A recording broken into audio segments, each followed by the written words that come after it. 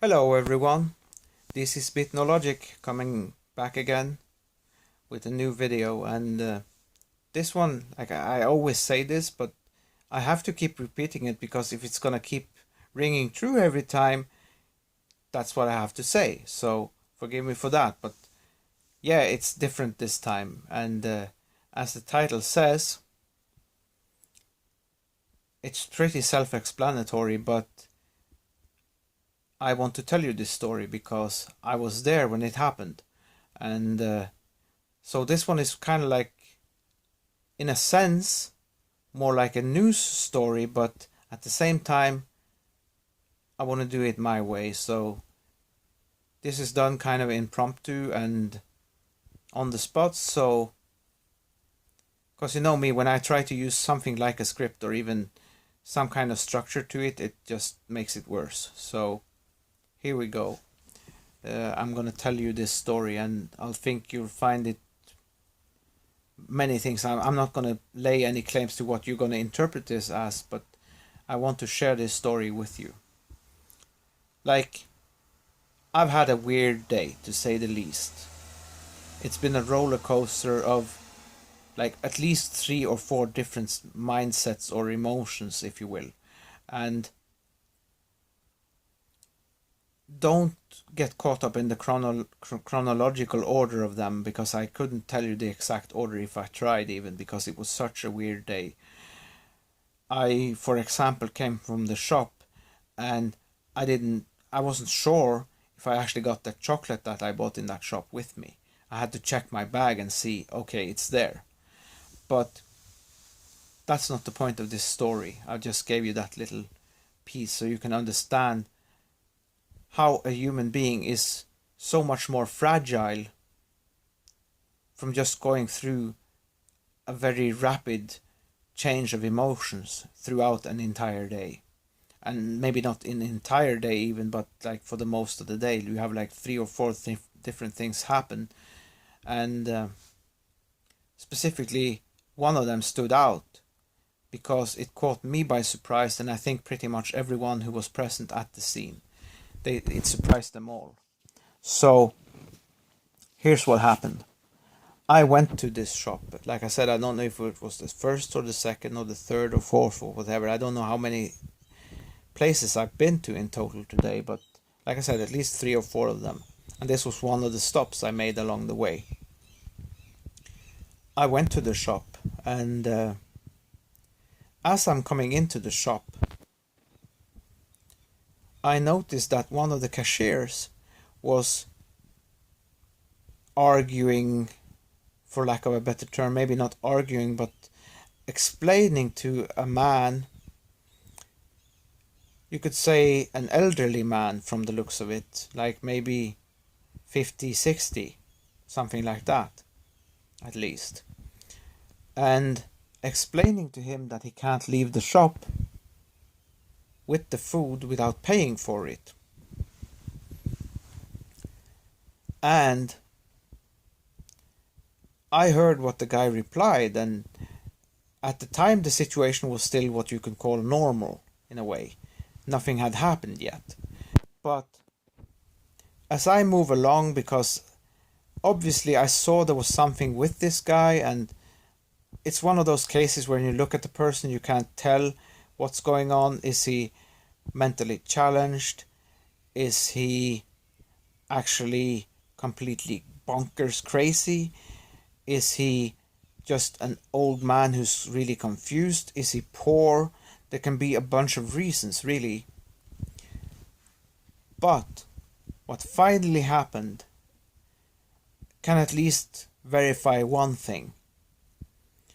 The guy was not fully in his senses, as we normally explain it, because what happened, like I said, I was just moving into the shop, and before I knew it, basically, I heard an outcry by this woman, the cashier, or cashier, I don't know how you pronounce it, but you know what I mean, the woman who's working the cash register.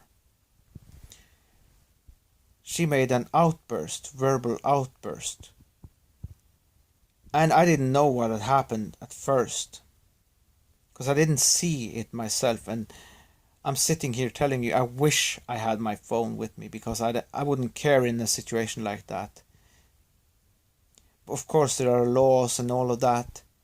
And especially if this person is mentally challenged, you can't shoot them without some kind of permission from them themselves if they're not classified as incompetent, or if they have a legal guardian, you have to have their permission.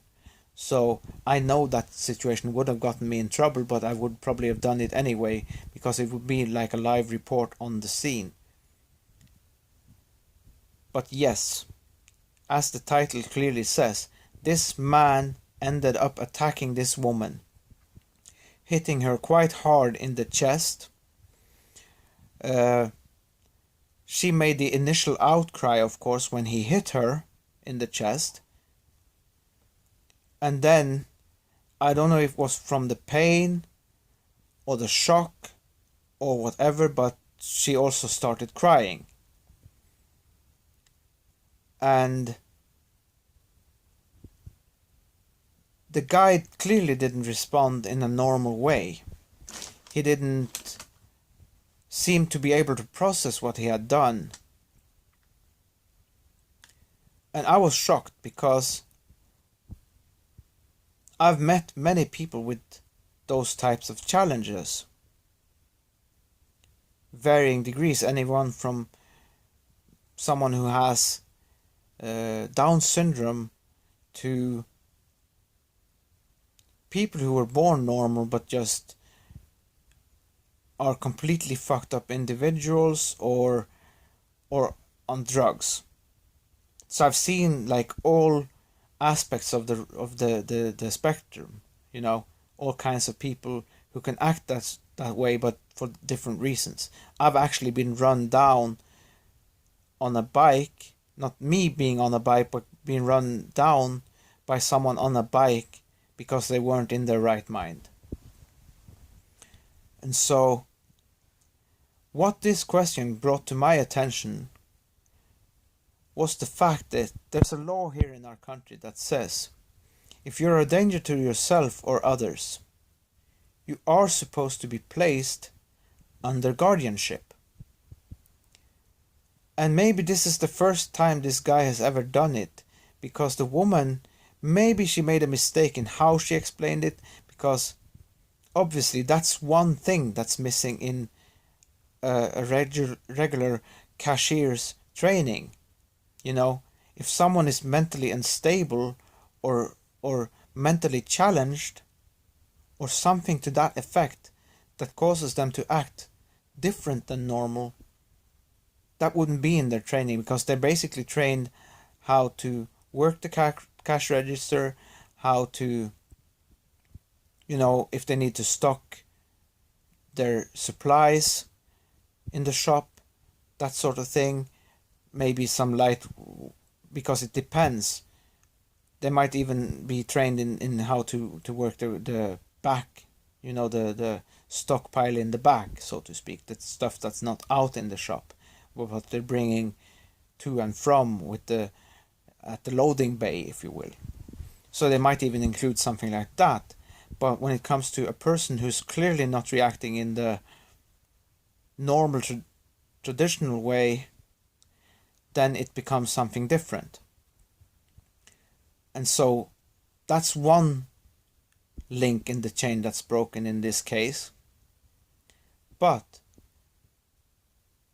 this man, this was what was surprising to me, because like I said, I've seen pretty much every type of person in this category for all these different reasons that I mentioned earlier. And I've never seen a male hit a woman like that, because the only ones I've known to be to do that or be likely to do that, I don't need to mention any names, of course, because technically I could, because that guy is actually dead, so I don't think it would be something that got out. But the point is, the only guy that I've met who was, let's say, at least likely to even do something like that was a guy who was diagnosed schizophrenic or something like that. I couldn't say exactly, but it was like a compound diagnosis that he had. It wasn't just one thing. It was like you say, for example, this is just an example, paranoia and schizophrenia combined, something like that. It was like two things together, and he was supposed to have his medication and he didn't.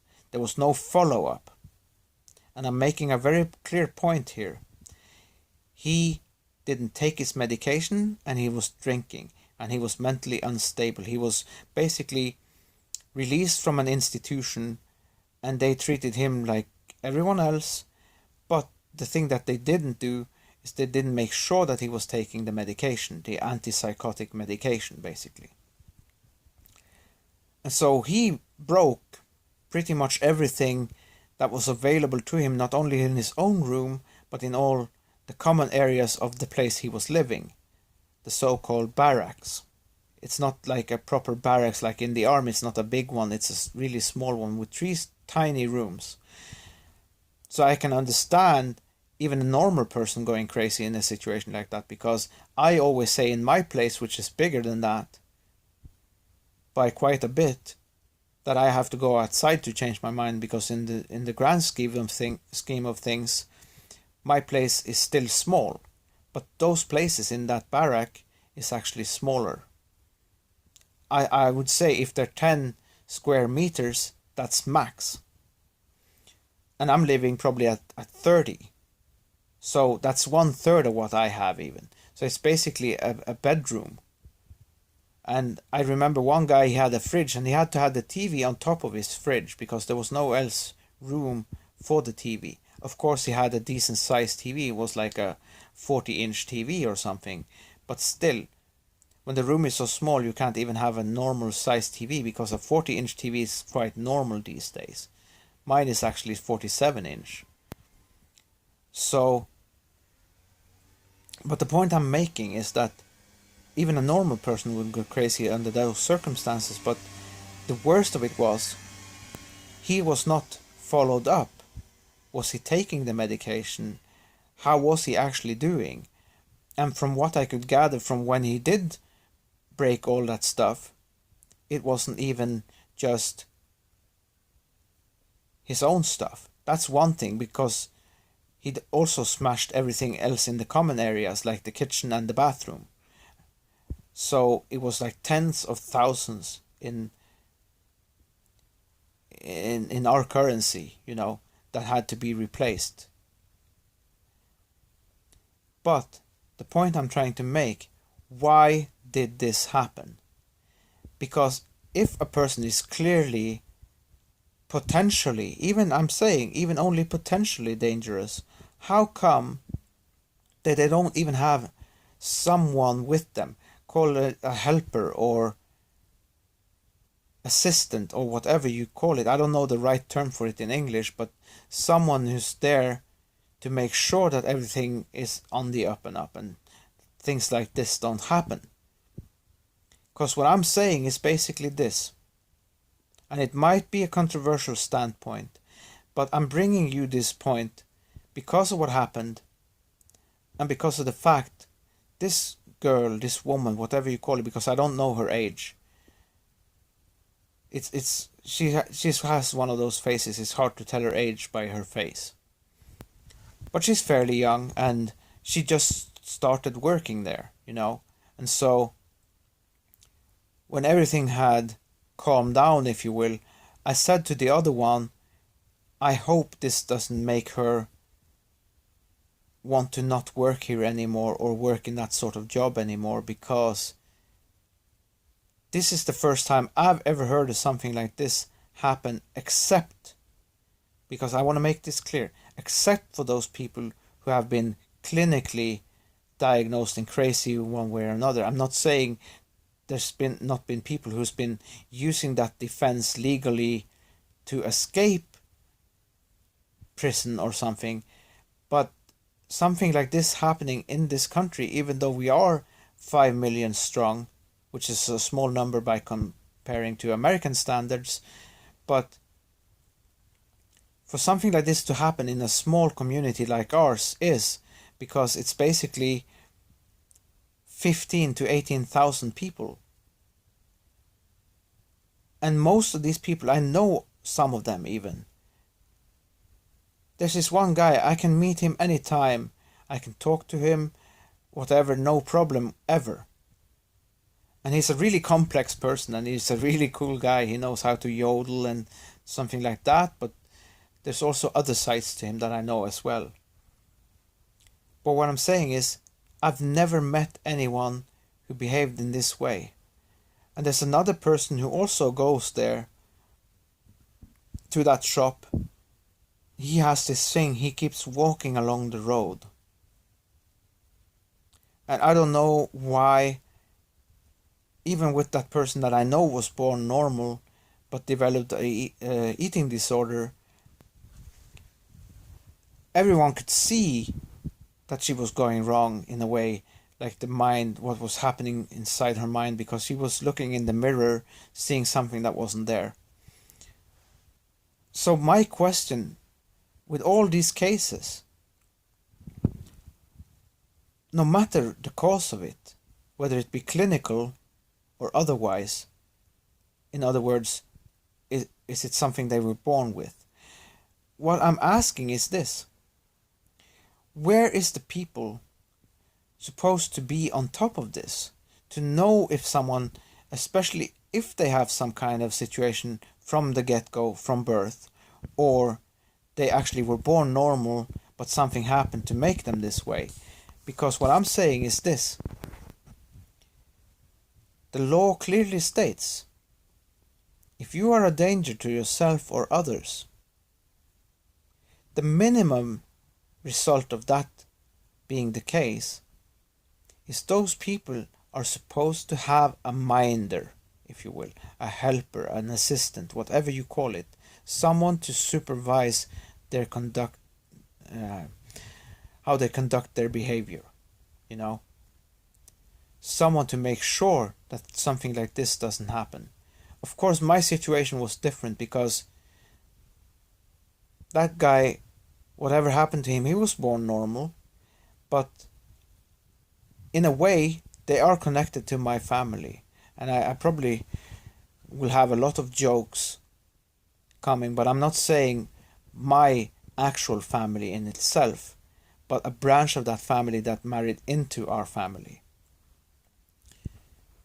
And this guy, he just, I was friends with this girl from a long time ago, and they had been together for a short time, him and her. But it wasn't like that with me and her. It wasn't like a boy-girl thing. It was just us being friends. And ironically enough, she has changed in that way too, for other reasons, which I won't go into here. Because she is not a problem to society. She's a bit quirky and odd, but that's it. And that's how most these people come across. They can be odd to the general population, but they're not a danger to us. So my question is, I gave you the one link in the chain that broke already. The lack of training, and maybe her using the wrong words, not actually reading this person right. But that's in a way too much to expect from just a regular cashier in a shop. But then the next question comes, like the next link in the chain. Did they know about this person? What was this person's definition? Had they ever displayed dangerous behavior before? Because there was another guy who did the exact same thing. He came in a shop and he was doing something that was out of line. The person in the shop pointed this out to him and he attacked them. And so I am all for integration, but it has to be within reason. If people are, at least, like I said, even potentially dangerous, because they don't know how to process things like we do, or at least mostly we do, then there should be a fail-safe system, and that person who I saw today definitely needs a person like that in their life. And if they are, like I said, I don't know what the cause of, because the guy, the way he looked, I could tell there was something about him, but I couldn't tell what. Because like I said, if he's just being poor, I know all about that, what that's like to be poor. But if it's not poverty, and especially if it's not something clinical that's been diagnosed already, like, for example, I've never met a person with Down syndrome that I have perceived to be dangerous at all. And most of the other classifications, sorry for using that word because I don't know the right words for everything. But the point I'm making is, for all the other ones that I have met and known, I have hardly ever met anyone. There's been a couple of, like, where I felt a little bit insecure, but I've never felt properly scared, and I didn't this time either, because it wasn't about me. I wasn't involved in the situation at all. But what I'm saying is this: if this is how psychiatry and this integration program is failing to that degree, when actually a normal person there just doing their job is attacked, then something needs to change. And I know this might be a controversial statement, but society as a whole, the main thing about society is that the general public is supposed to feel safe. And like I said, I didn't feel threatened by the situation itself, because he was attacking the person closest to the problem, the one that pointed out that you can't leave the shop without paying for your goods. But to have someone like that attack, the minimum reaction that should come from this should be that the guy would have to be going to and from in the public room with supervised, going around supervised, because he's demonstrated he is a potential liability and danger to the public. So I know I'm not going to have any answers from this, but yeah, I could have made it more dramatic, and this is the great reveal, given the title. I wanted to give you in a calm, cool, collected manner, because I don't want to promote sensationalism. But the question needs to be asked, because, and this is one of the final points I want to make, because I can't tell you. I wish I knew, and I wish I had the footage too, so you could judge for yourself. But of course, there's so many rules and regulations now, even if you're trying to do something like that, which would basically take my channel, at least for that report, into a more news sort of report, it would be something that would be even more relevant than just the story itself. But like I said, problem is the rules and regulations now have made it basically impossible for us to do that. Even if there is something that, that could have been done to prevent this from happening. And that's my question. Because my basic impression from this guy was that he was someone that had already been classified as mentally challenged in some kind of way. I don't see a problem with that in itself. But when they also exhibit behavior revealing the fact that they could potentially be dangerous, then that's different. Then they need to be supervised. And technically I've been there myself. But for the most part, I would say I was born normal. Except for I had some complications at birth, but I don't think there was anything wrong with me to begin with. But some of you are well familiar with my upbringing, so let's not go there, but that would basically take us off topic. But what I'm saying is this: there must be a reason why these things happen. And the question I'm posing is this: is this all done simply in the, I don't know what to call it, but is this simply done to promote this agenda of integrating them, or is it actually the psychiatry that is failing on discovering these potentially dangerous ones, that when they fall short in some kind of way, respond by attacking? Because, and this is what I'll leave you with when it comes to that question, it's just a question I'm asking, because like I said, maybe it's not the most vicious attack, but it's still an attack. And the guy that I had after this other guy that broke his own place and all the place in the things in the common area, I had a guy who apparently was classified in a similar kind of way, but he was a foreigner.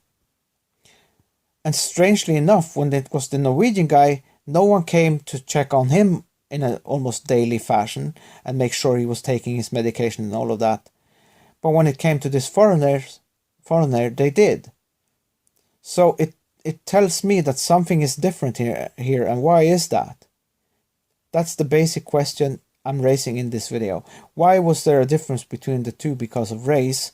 And secondly, what were the links in this chain when it comes to what happened in that shop today? Because thankfully I wasn't involved. I was able to look at it from a clinical standpoint. I didn't get scared or anything like that, but I am scared by the fact that in a way it was allowed to happen by some way or another. And that's my question. Why did this happen? And because if I did something like this, the police will be there in no time. And I understand that if they have a mental disability, mentally challenged, that they are supposed to be treated somewhat differently. But when you become a danger to the general public, that's a different situation. So I know this standpoint might be controversial, but that's my question, for one. And like I said, secondly, what other links in this chain broke? Was it psychiatry that failed these people? Was it the education of the psychiatry and all of that, those specialists? Or was it actually, at least in part, the fact that normal people in normal jobs don't have this kind of training? What are your thoughts on this? Because like I said, we have not seen anything like this in our country. And those times when we have, it's always been someone who's been clinically diagnosed as something really serious like that, like schizophrenic or hearing voices in their head or split personality or something like that. Or they've actually been more normal, really, but they have still, how can I say, they have still just used it as a legal defense. So I want to leave you with this, because it was a big shock to me having something like this happen in our small city. And it gives you something to think about. This is Beatnologic signing out and saying thank you for listening. And I know it's different and I know it's not sensational, but it is what it is. Take care until next time, and peace.